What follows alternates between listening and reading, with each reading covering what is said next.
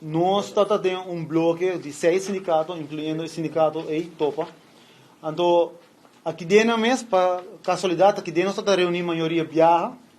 Então, em uma reunião, depois de 27 de janeiro, nós, sindicato, em bloco, avisa que nós, como indicar hoje, nós estamos buscando uma reunião com o ministro Rat, para o ministro Rat trecar na lei. Então, a bem agora, em reunião aqui dentro, nós avisa, lo bom para nós vir com apresentação de ponto não, para sobre viajar, nós não aqui passa de ministro Rat.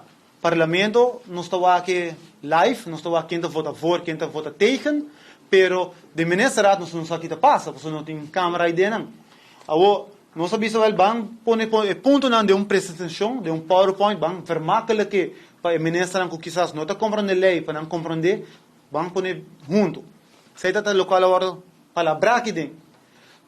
Todo ponto que agora palavra aqui dentro, agora hinca de uma apresentação, qual agora verdade, sindicato topa a volunteer, a pôr voluntário para hinque de um PowerPoint.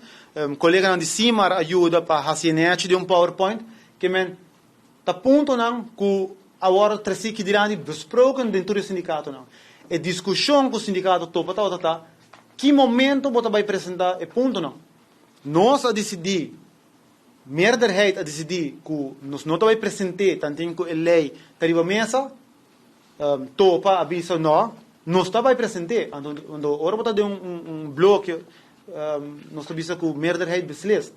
Pero está depende o sindicato topa a demonstrar que está depende que hora a meerderheid conta. Se a meerderheid na seu favor, andora a meerderheid conta.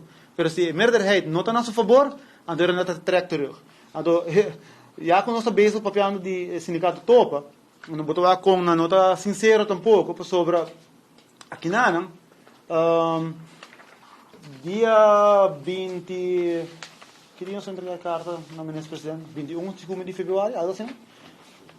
Nós entregamos uma carta onde nós damos 2 mal 24 horas para o governo chama reunião com o Conselho de Ministros.